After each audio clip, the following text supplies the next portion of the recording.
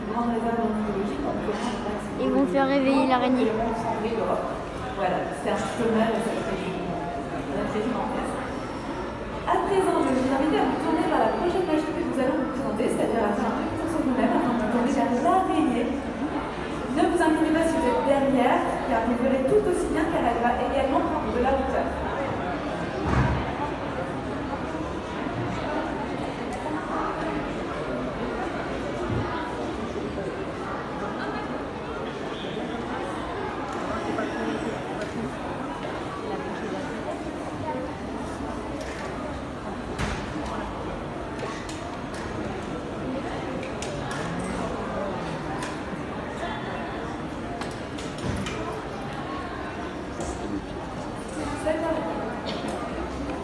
Quelqu'un a-t-il peur des araignées ici?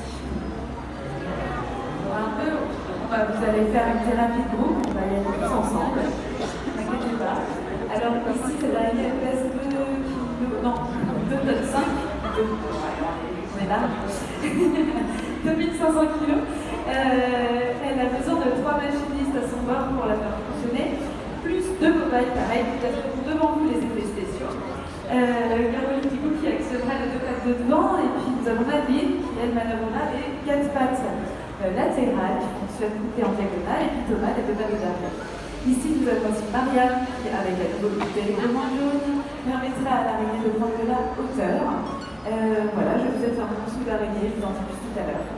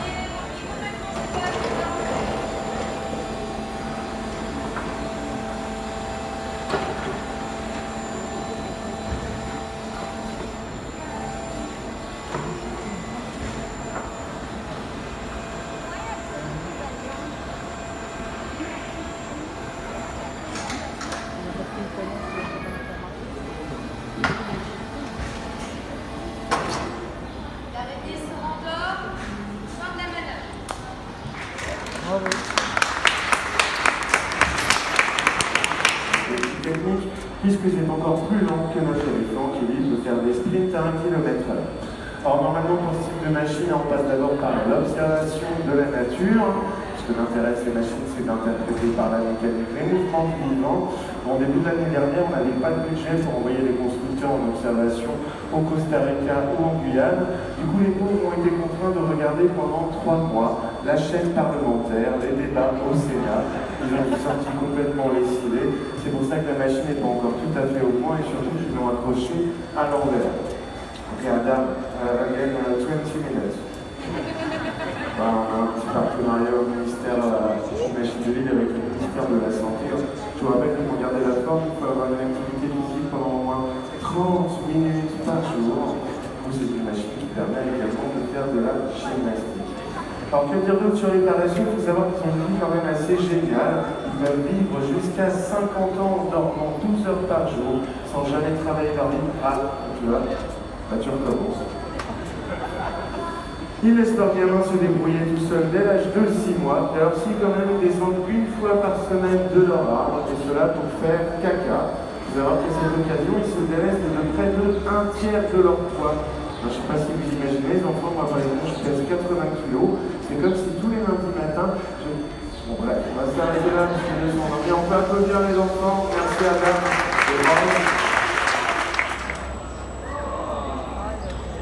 Non, attendez, je vais l'accélérer comme ça si vous voulez prendre des photos.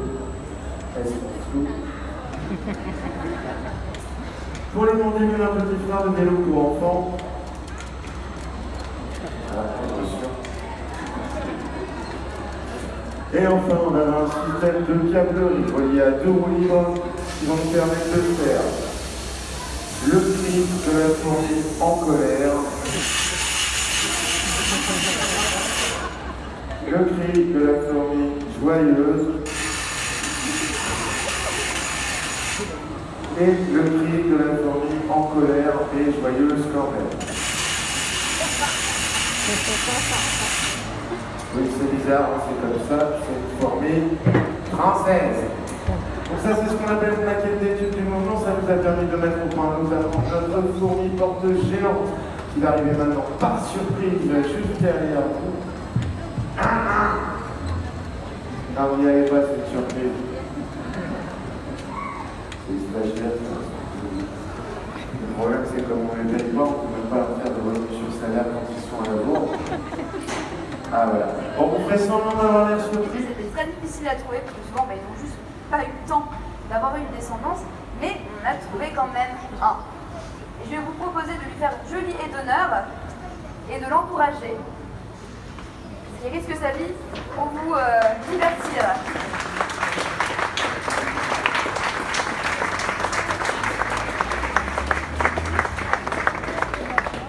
Tu vas pouvoir prendre place sur la caisse. Alors je vous présente Ansel.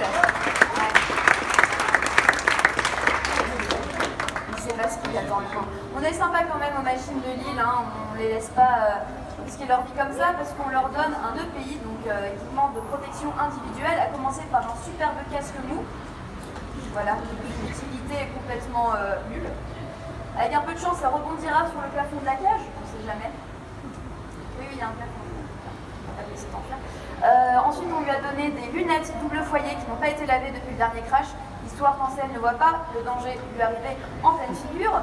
Ensuite, bien sûr, une petite écharpe histoire qu'il n'attrape pas froid, parce qu'on a envie d'arriver.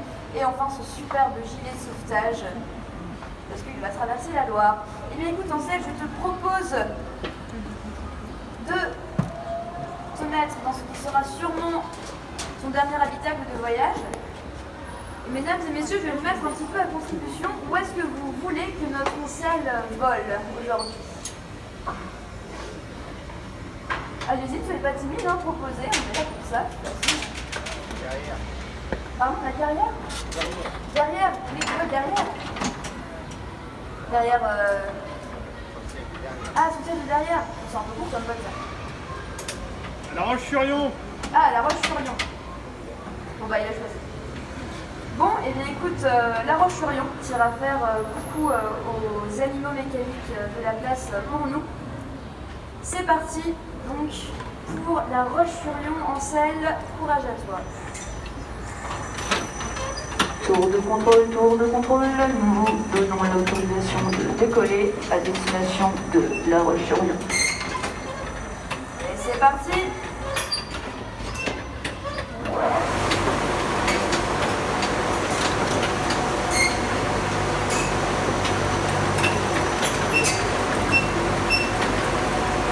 Ah, Ansel semble déjà avoir quelques difficultés. Il fait face actuellement à quelques perturbations, mais quelque chose me dit qu'il n'est pas au bout de ses peines. Il traverse actuellement le téléphérique de Nantes, messieurs dames. Chacun se prend un masque.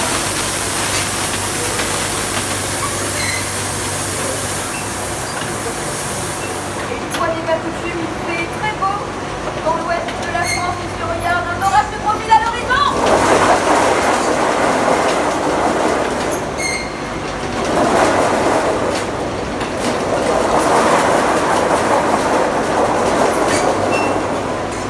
Ça va en fait, tu tiens bon? Ouais. T'as quelque chose de plus longue, un peu plus grosse. Mais là, on va jouer sur leur nom. Dans notre arbre héron, on en retrouvera une douzaine. Elles formeront un V, comme ça, elles seront en escadrille. Et elles migreront vers le nord, vers le sud. Et elles sont toutes accrochées à un lustre migratoire, comme celui-ci. Et là, elles sont plutôt originales parce que toute la mécanique est à l'extérieur de la machine. Contrairement à toutes celles que vous avez pu voir jusqu'à présent, où c'est un petit peu caché comme ça dans l'abdomen ou dans le ventre de l'animal. Sauf pour la petite fourmi rousse. Si vous l'avez vu tout à l'heure, c'est le même principe. Comme on les connaît très très bien, on en fait un deuxième juste ici avec une terrasse là. Ah, il en faut au moins deux. Et vous, sur votre passage, vous pourrez rencontrer une trentaine d'animaux mécaniques, dont plein d'oiseaux, avec une branche volière, dont ce colibri géant qui est juste derrière vous. Alors ceux qui sont à l'entrée, n'hésitez pas à vous frayer un chemin, il y a encore plein de place ici, vous le verrez beaucoup mieux. Alors je dis colibri géant, mais il n'est pas si géant que ça face aux deux gigantesques hérons. Mais quand même, pour cette espèce-là, il est en moyenne 20 à 30 fois plus grand que la réalité. Il fait à peu près 5 à 7 cm de grandeur. Peut-être que vous avez apprécié.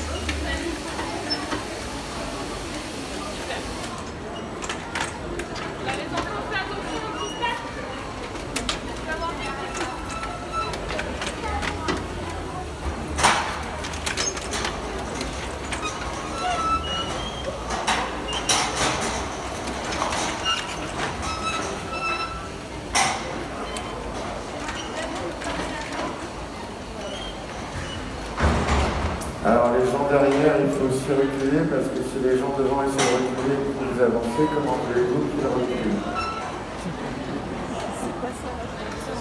Mettez-vous, celle-ci c'est une fourmi nantaise. Comme la plupart des Nantais en période de vacances, passé 16 heures, elle a du mal à marcher droit.